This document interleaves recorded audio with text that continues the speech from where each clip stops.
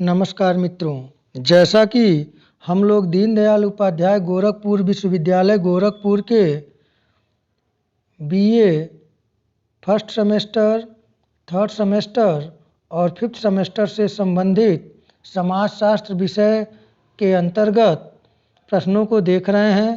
परीक्षाएं आपकी चल रही हैं। समाजशास्त्र का पेपर जल्द ही होने वाला है। तो जैसा कि कल हम लोग मानव का बौद्धिक विकास 3 चरणों धर्मशास्त्री, तात्विक एवं प्रत्यक्षवादी से गुजरता है, किसने स्पष्ट किया, इसे हम लोग देख चुके हैं। आइए आगे देखते हैं। यदि आप चैनल पर नए हैं तो चैनल को लाइक, शेयर और सब्सक्राइब करना न भूलें। तो 49 नंबर प्रश्न का सही आंसर आपके सम्मुख है कि धर्मशास्त्री, तात्विक एवं प्रत्यक्षवादी से गुजरता है। मानव का बौद्धिक विकास 3 चरणों में, ये अगस्त काम्टे का कथन था। आइए आगे देखते हैं। प्रश्न संख्या 50 भी मैं करा चुका था, तो इसका भी आंसर काम्ट द्वारा बताए गए। धर्मशास्त्रीय स्तर के अंतर्गत कौन सा उपस्तर शामिल है? तो यहाँ पे तीनों शामिल था, वस्तु पूजा, बहुदेववाद, एकेश्वरवाद, अर्थात इनमें से सभी सही था। आइए अब आज हम लोग अगले प्रश्न को देखें। यदि आप चैनल पर नए हैं तो चैनल को लाइक, शेयर और सब्सक्राइब करना न भूलें। तो आइए अगला जो प्रश्न है, प्रश्न नंबर 51, पॉजिटिव फिलोसफी पुस्तक के लेखक हैं। तो पॉजिटिव फिलोसॉफी पुस्तक के लेखक, इन 4 ऑप्शन में से सही ऑप्शन का चयन करें। इसका जो सही आंसर होगा वह होगा option B, Comte. August Comte ने पॉजिटिव फिलोसफी नामक पुस्तक की रचना किया था। आइए अगले प्रश्न को देखें। अगला प्रश्न जो है वह है काम्ट के विज्ञानों के वर्गीकरण में से कौन एक नहीं है? तो यहाँ पे जो आपका 4 ऑप्शन है, इन 4 ऑप्शन में से सही ऑप्शन का चयन करें। इस प्रश्न का जो सही आंसर होगा वह होगा ऑप्शन, यहाँ पे ऑप्शन जो होगा वह डी होगा। मानव शास्त्र उनके वर्गीकरण में शामिल नहीं था, बाकी गणित शास्त्र, भौतिक शास्त्र, समाजशास्त्र था। इन्होंने समाजशास्त्र को विज्ञानों का विज्ञान कहा है। आइए अगले प्रश्न को देखें। अगला प्रश्न जो है वह प्रश्न है आपके सम्मुख कि अनुकूलन को सामाजिक परिवर्तन की एक प्रमुख प्रक्रिया किसने माना है? 4 ऑप्शन आपके सम्मुख हैं, सही ऑप्शन का चयन करें। तो इस प्रश्न का जो सही आंसर होगा वह है ऑप्शन ए, मैकाइवर एवं पेज ने अनुकूलन को सामाजिक परिवर्तन की एक प्रमुख प्रक्रिया माना है। आइए अगले प्रश्न को देखें। प्रश्न संख्या 54 आपके सम्मुख हैं। एंशिएंट सोसाइटी पुस्तक के लेखक हैं। 4 ऑप्शन आपके सम्मुख हैं, सही ऑप्शन का चयन करें। इस प्रश्न का सही आंसर होगा ऑप्शन बी। यहाँ पर मॉर्गन महोदय ने एंशिएंट सोसाइटी पुस्तक की रचना की है। आइए अगले प्रश्न को देखें। प्रश्न संख्या 55 है। काम्ट द्वारा बताए गए 3 स्तरों में से किस स्तर में मानवता के 3 स्तरों में से किस स्तर में मानवता के धर्म एवं प्रजातंत्र का विकास होता है? इस प्रश्न का सही ऑप्शन जो होगा वह होगा ऑप्शन सी, प्रत्यक्षवादी स्तर। आइए अगले प्रश्न को देखा जाए। अगला प्रश्न जो है वह है प्रश्न संख्या 56। काम्ट के तात्विक स्तर की विशेषता है मनुष्य की तर्क क्षमता का बढ़ जाना, सत्ता का आधार दैवी अधिकार के सिद्धांत होते थे, प्रत्येक घटना के पीछे निराकार शक्ति का हाथ माना गया। चौथा ऑप्शन डी है, उपयुक्त सभी। तो इस प्रश्न का सही आंसर होगा ऑप्शन डी, उपयुक्त सभी काम्ट के तात्विक स्तर की विशेषता है। आइए अगले प्रश्न को देखें। प्रश्न संख्या 57 है, काम्ट के प्रत्यक्षवाद की विशेषता है। 4 ऑप्शन आपके सम्मुख हैं। प्रत्यक्षवाद वैज्ञानिक पद्धति के प्रयोग पर बल देता है। प्रत्यक्षवाद कभी भी तथ्यों से परे नहीं जाता। प्रत्यक्षवाद गतिशीलता का हिमायती है। ऑप्शन डी है उपर्युक्त सभी। तो इस प्रश्न का सही आंसर होगा ऑप्शन डी, उपर्युक्त सभी काम्ट के प्रत्यक्षवाद की विशेषता है। आइए अगले प्रश्न को देखें। प्रश्न संख्या 58 है, मॉर्गन के अनुसार किस प्रकार के मॉर्गन के अनुसार किस प्रकार के परिवार में समूह विवाह प्रचलन था। 4 ऑप्शन है यहाँ पे। समस्त परिवार, पुनालुअन परिवार, सिंडास्मियन परिवार, पितृसत्तात्मक परिवार। तो इस प्रश्न का सही आंसर होगा ऑप्शन बी, यहाँ पर पुनालुअन परिवार। मॉर्गन के अनुसार समूह विवाह का प्रचलन इस प्रकार के परिवार में था। आइए अगले प्रश्न को देखें। प्रश्न संख्या 59 है, मॉर्गन के किस उद्विकासीय स्तर में अक्षरों के लिखने और पढ़ने की कला की शुरुआत मानी जाती है। 4 ऑप्शन है, जंगली स्तर में, बर्बर स्तर में, बर्बर स्तर के उच्च स्तर में, सभ्य स्तर में। तो इस प्रश्न का सही आंसर होगा ऑप्शन डी, सभ्य स्तर में। आइए अगले प्रश्न को देखें। प्रश्न संख्या 60 है, जर्मन आइडियोलॉजी पुस्तक के लेखक हैं। जर्मन आइडियोलॉजी पुस्तक के लेखक हैं तो मार्क्स, वेबर, स्पेंसर, काम्ट। तो इस प्रश्न का सही आंसर होगा option A, marks German ideology पुस्तक के लेखक हैं। आइए अगले प्रश्न को देखें।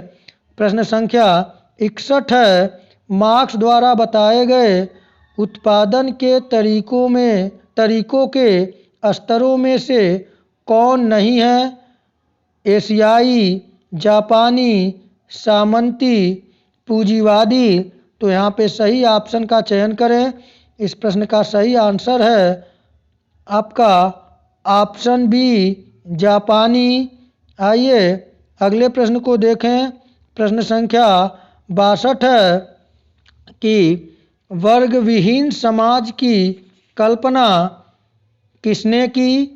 स्पेंसर ने, मार्क्स ने, टायलर ने, वेबर ने। तो इस प्रश्न का सही आंसर होगा ऑप्शन बी, मार्क्स ने वर्गविहीन समाज की कल्पना कार्ल मार्क्स ने किया था। आइए अगले प्रश्न को देखें।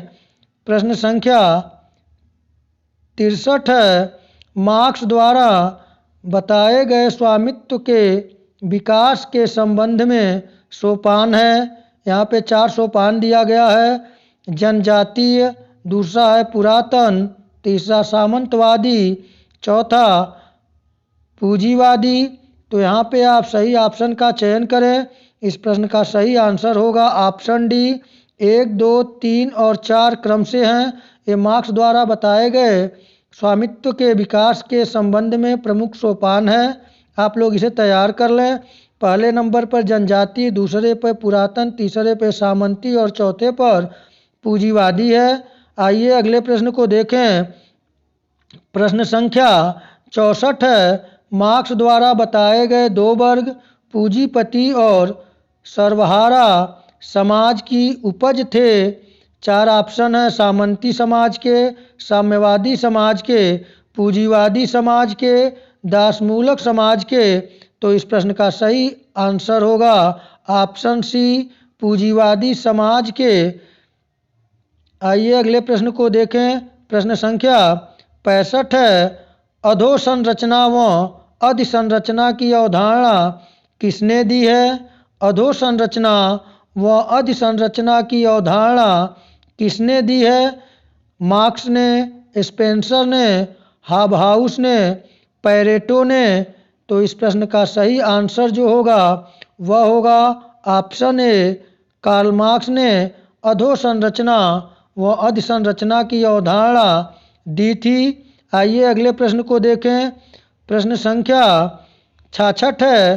किसने कहा था कि जीवों के उद्विकास की भांति समाज का उद्विकास हुआ है? तो यह प्रश्न तो मैं पहले भी करा चुका हूँ। इस प्रश्न का सही आंसर होगा ऑप्शन सी, स्पेंसर ने। प्रश्न संख्या 67 देखें। प्रश्न संख्या 67 है। स्पेंसर के अनुसार आधुनिक समाज कितने चरणों से गुजरा है? 3, 2, 4 और 5। तो इस प्रश्न का सही आंसर होगा ऑप्शन ए 3। स्पेंसर के अनुसार आधुनिक समाज 3 चरणों से गुजरा है। आइए अगले प्रश्न को देखें।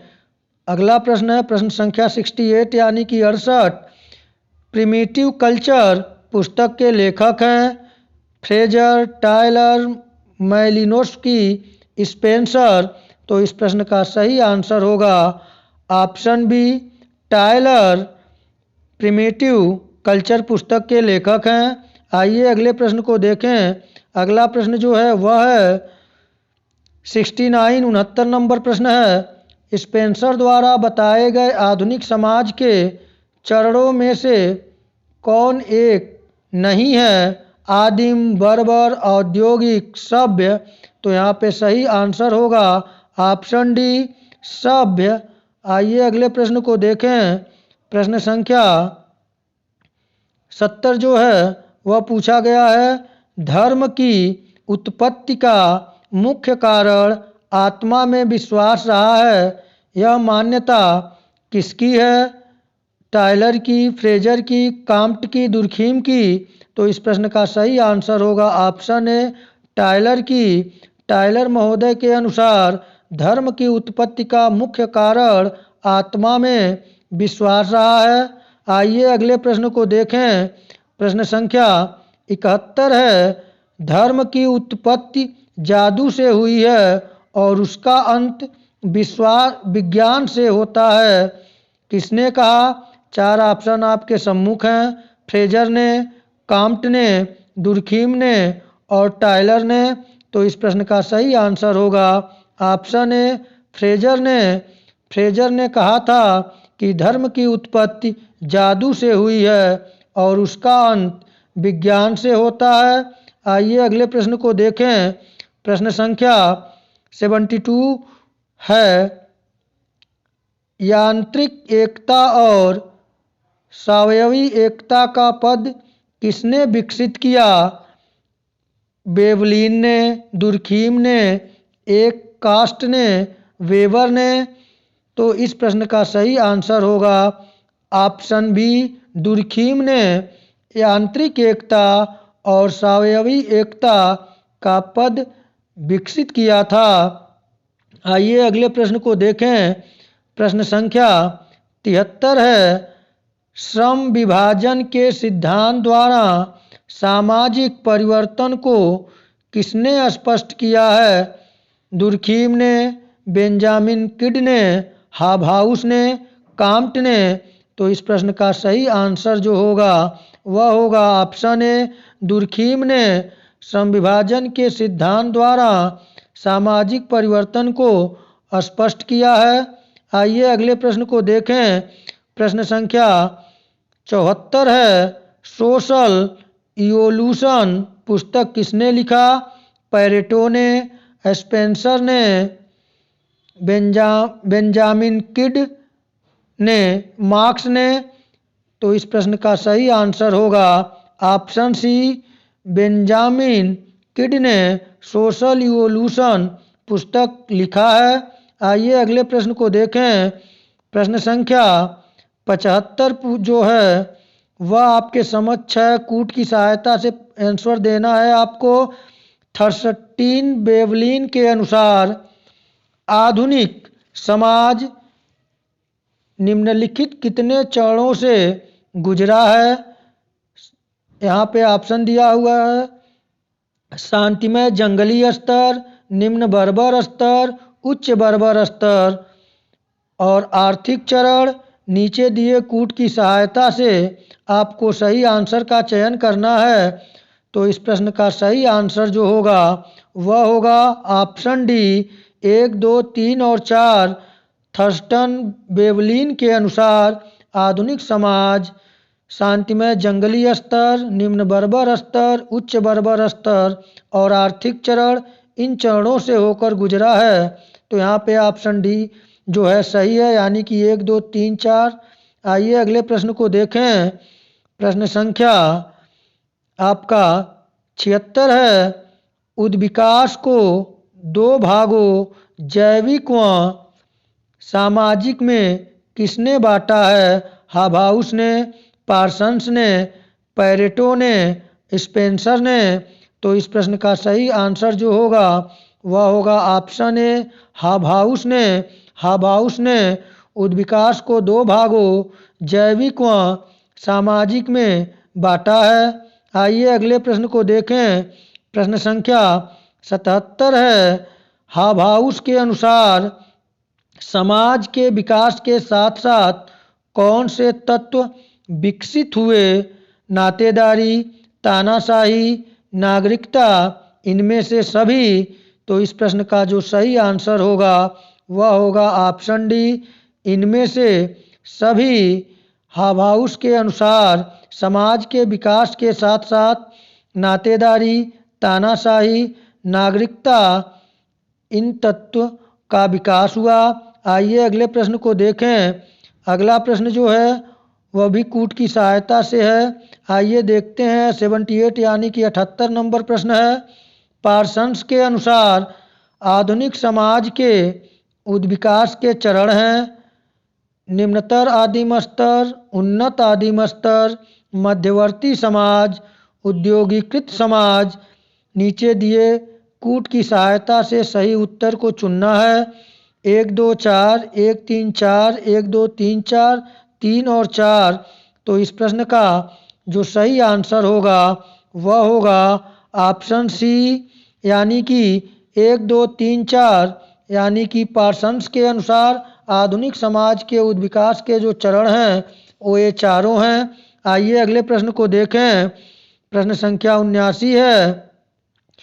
The division of labour in society पुस्तक के लेखक हैं। The division of labour in society पुस्तक के लेखक हैं पार्सन्स, दुर्खीम, हाबाउस, मार्क्स। तो इस प्रश्न का जो सही आंसर है वह होगा ऑप्शन बी दुर्खीम ने the division of labour in society पुस्तक की रचना की है। आइए अगले प्रश्न को देखें।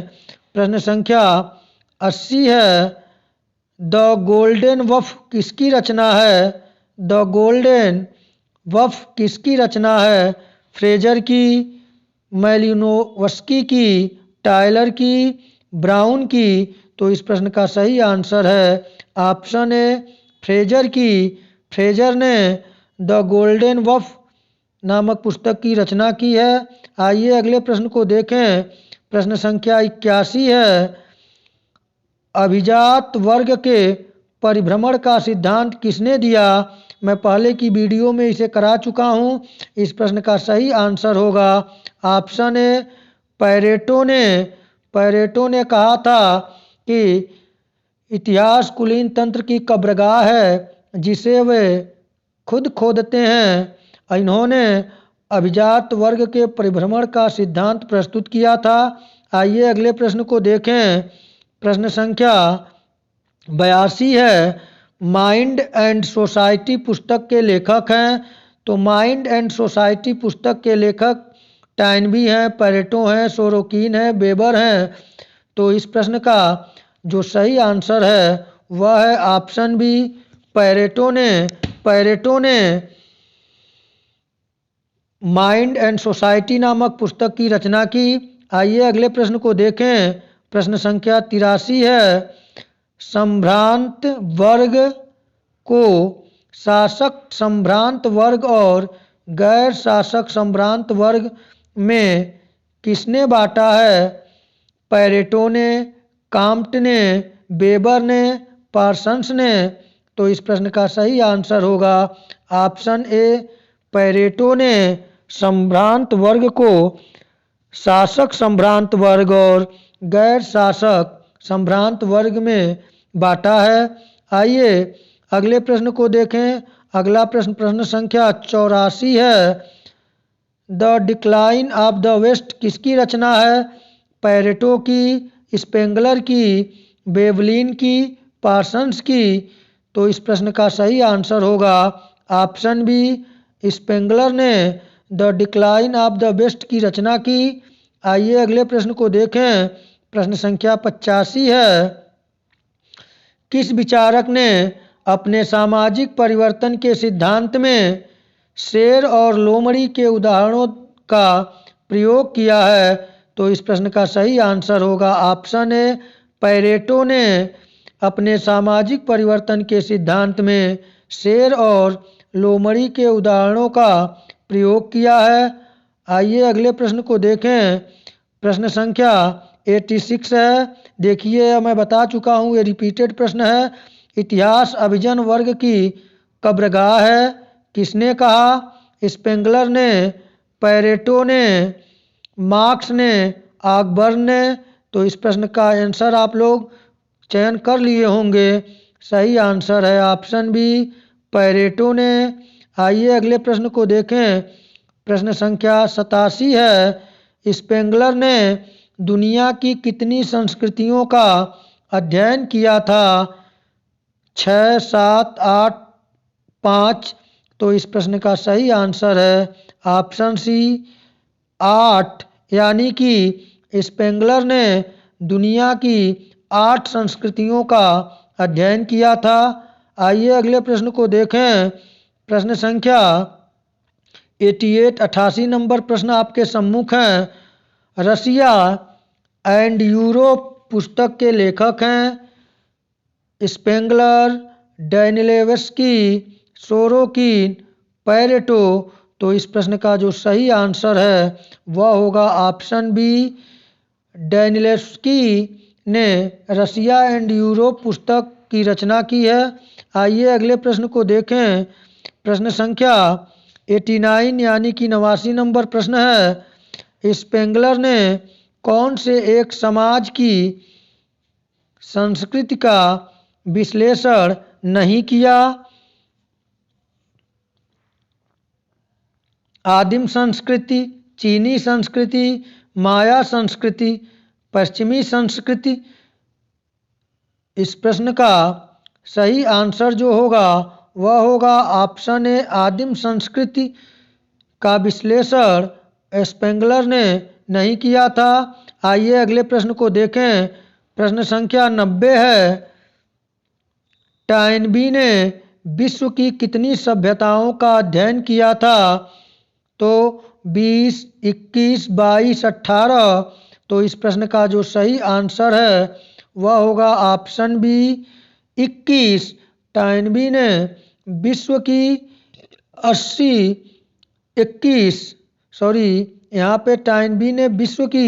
21 सभ्यताओं का अध्ययन किया था। आइए अगले प्रश्न को देखें। प्रश्न संख्या 91 है। 91 स्टडी ऑफ हिस्ट्री पुस्तक किसने लिखी? स्टडी ऑफ हिस्ट्री पुस्तक किसने लिखी? टॉयनबी ने, पैरेटो ने, सोरोकिन ने, स्पेंगलर ने? यहाँ पे सही ऑप्शन जो होगा वह होगा ऑप्शन ए, टॉयनबी ने और स्टडी ऑफ हिस्ट्री नामक पुस्तक लिखी है। आइए अगले प्रश्न को देखें। प्रश्न संख्या 92 नंबर प्रश्न आपके सम्मुख है। चुनौती एवं प्रत्युत्तर का सिद्धांत किसने दिया? तो इस प्रश्न का सही आंसर आप जान चुके होंगे, मैं पिछली वीडियो में इसको कराया था। इस प्रश्न का सही आंसर होगा ऑप्शन बी, टॉयनबी ने चुनौती एवं प्रत्युत्तर का सिद्धांत दिया था। आइए अगले प्रश्न को देखें। प्रश्न संख्या 93 नंबर प्रश्न आपके सम्मुख है।